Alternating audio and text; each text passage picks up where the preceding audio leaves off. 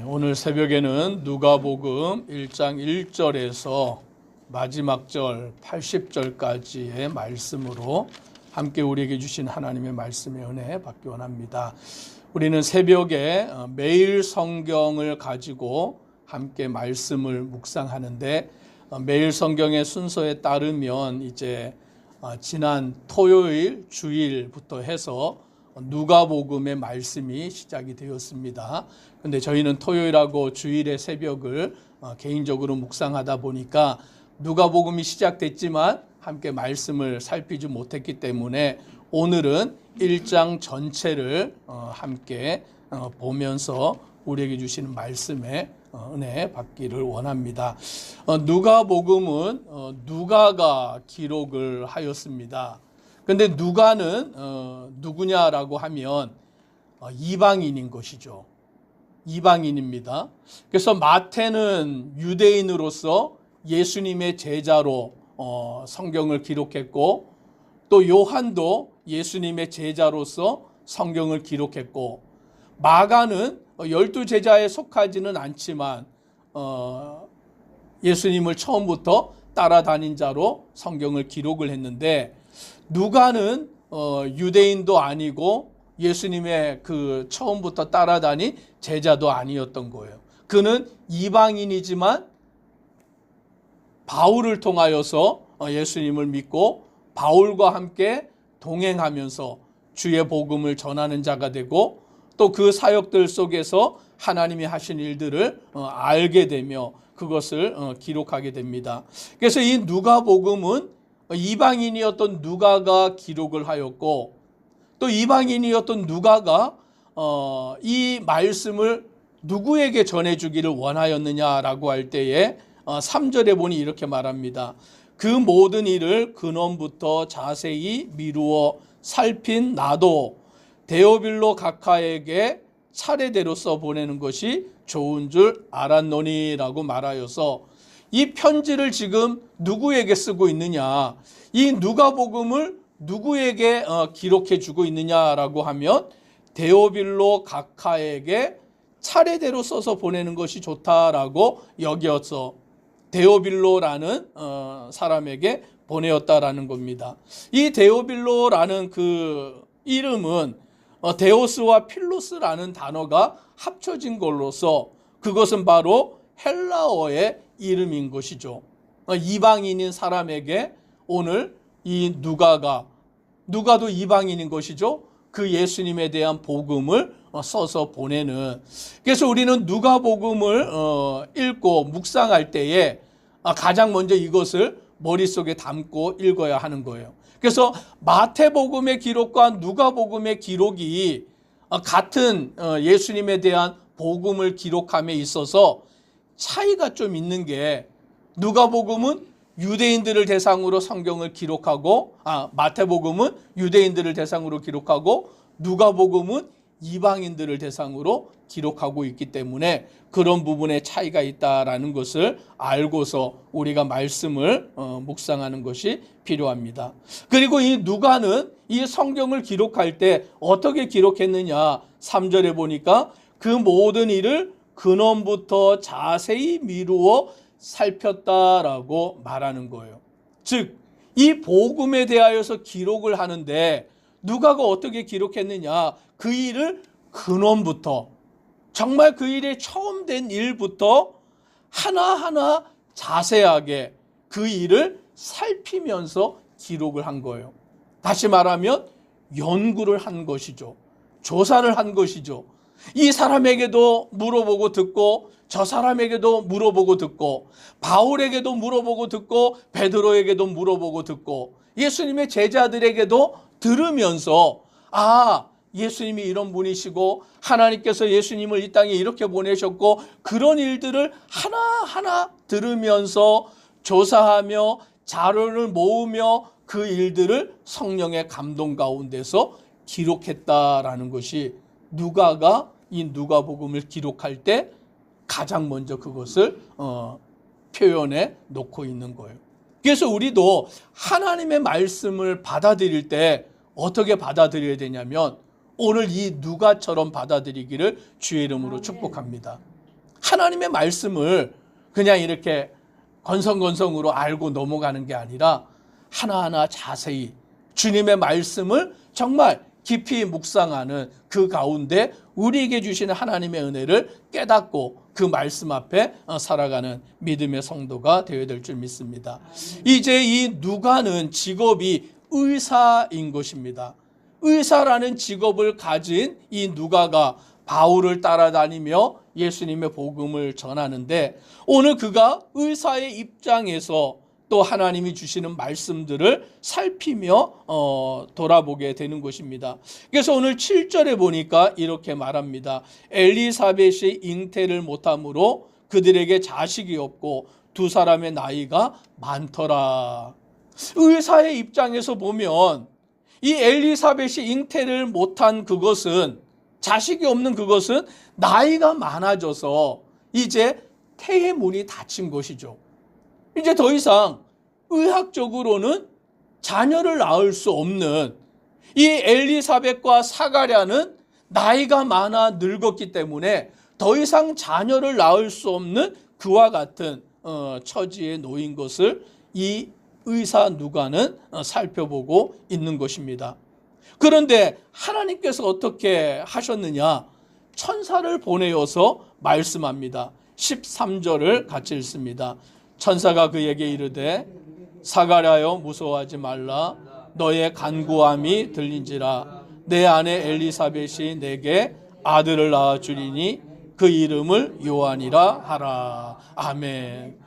천사가 그에게 나타나서 말씀하기를 너의 간구함이 들린지라 라고 말씀합니다. 이 사람은 직업이 의사잖아요. 의사의 직업의 관점에서 보면 나이가 많아 늙어서 도무지 아이를 낳을 수 없지만, 자기의 직업의 윤리로 보면 이것은 불가능한 일이지만, 오늘 하나님께서는 천사를 통하여서 그 사가랴에게 말씀하는데 너의 간구함이 들린지라. 너의 기도가 상달이 된지라. 내 아내 엘리사벳이 내게 아들을 낳아 주리니 그 이름을 요한이라 라고 하여서, 오늘 하나님의 기적으로, 하나님의 능력으로 나이 많아 아이를 낳을 수 없는 엘리사벳이, 이 사가랴 가정에 하나님이 아이를 주신다라고 말씀하는 것입니다. 그리고 15절에 보면 이는 그가 주 앞에 큰 자가 되며 포도주나 독한 술을 마시지 아니하며 모태로부터 성령의 충만함을 받아라고 말씀합니다. 이 의사인 누가는 자기의 의사의 관점에서 성경을 기록한 것이 아니라 성령의 감동하심을 통하여서 하나님이 하시는 일을, 그 역사를 기록하여 나아가는 것입니다. 그래서 엘리사벳은 나이가 많아 아이를 낳을 수 없었지만 하나님의 능력 가운데서 잉태하게 되고 정말 그 아이를 낳을 수 있는 역사가 이루어지게 된 것입니다. 그런데 왜 이 역사가 이루어지느냐? 26절부터 이것을 말씀합니다. 여섯째 달에 천사 가브리엘이 하나님의 보내심을 받아 갈릴리 나사렛이라는 동네에 가서, 6달이 지나고 이 엘리사벳이 잉태하고 6달이 지나고 가브리엘 천사가 갈릴리 나사렛이라는 동네에 가게 되는 것입니다. 누구를 만나기 위해서 가느냐? 마리아를 만나기 위해서 가는 것이죠. 그리고 마리아를 찾아가서 은혜를 받은 자여 평안할지어다 주께서 너와 함께 하시도다 라고 말하며 이 마리아에게 하나님의 말씀을 전하는데, 오늘 하나님의 말씀이 무엇이냐? 31절을 우리가 같이 함께 읽습니다. 30절, 31절을 읽습니다. 천사가 이르되 마리아여 무서워하지 말라. 내가 하나님께 은혜를 입었느니라. 보라, 내가 잉태하여 아들을 낳으리니 그 이름을 예수라 하라. 아멘. 예수 그리스도의 탄생을 기록하기 위하여서 오늘 이 의사 누가는 마리아가 잉태하는 그 일을 기록하기에 앞서서 사가랴와 엘리사벳이 나이가 많아서 아이를 낳을 수 없는 그와 같은 상황 속에서 아이를 낳게 된 것, 이것은 의사의 관점에서 불가능한 일인데, 사람들의 관점에서는 불가능한 일인데 하나님께로는 가능한 일이다라는 것을 의사 누가가 기록한 거예요. 그것을 기록하고 난 뒤에 동정 여인 그 마리아, 아직 결혼하지 아니한 그 마리아, 남자를 알지 못하는 그 마리아에게 하나님께서 천사를 보내어서 내가 잉태하여 아들을 낳을 것인데 그 아이의 이름을 예수라 하라라고 명하시는 그 말씀을 주고 있는 것입니다.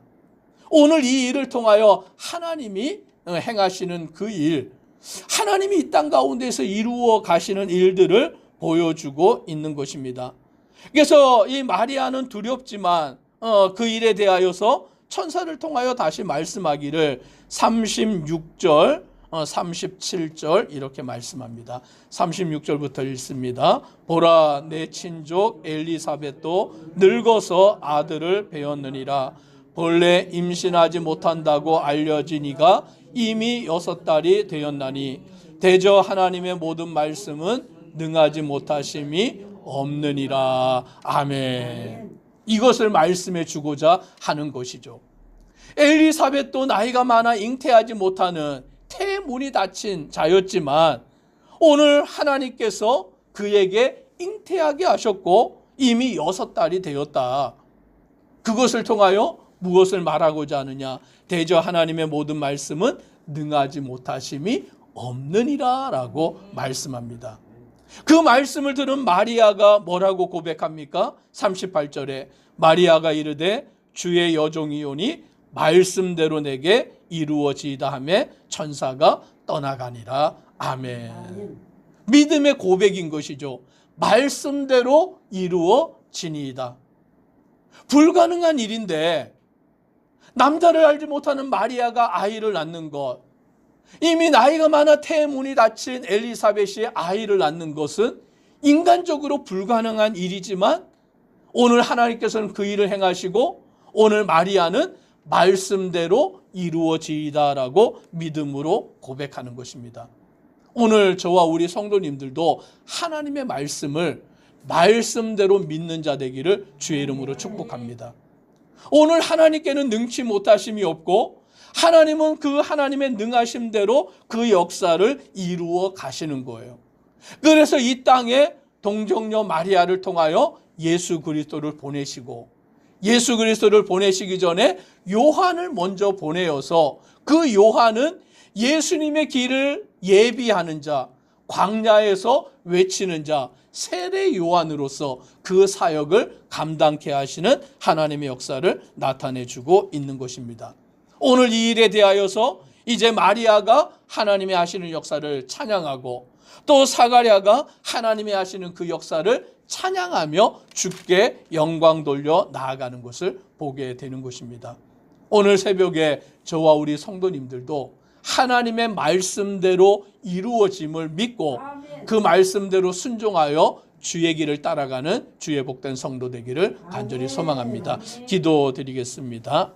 사랑의 하나님, 오늘 하나님께서는 이미 나이가 많아 태의 문이 닫혀 자녀를 낳을 수 없는 사가랴와 엘리사벳의 가정에 천사를 통하여서 자녀를 주겠다 약속하시고 그 자녀의 이름을 요한이라게 붙이게 하시고 그 엘리사벳이 잉태하게 하시는 하나님의 역사를 이루어 주십니다. 오늘 그 일은 마리아를 통하여 예수 그리스도를 이 땅에 보내시는 것을 알게 하심이 위하심이며 이제 처녀 마리아여 동정녀인 마리아를 통하여 예수를 이 땅에 보내시는 것을 말씀하시고 마리아가 말씀대로 이루어지는 것을 믿게 하시는 역사를 보게 됩니다. 오늘 우리는 하나님의 말씀대로 이루어지는 것을 믿고 그 믿음으로 순종하여 주의 길을 따라가는 복된 성도 되도록 은혜 더하여 주옵소서. 예수님 이름으로 기도드리옵나이다. 아멘.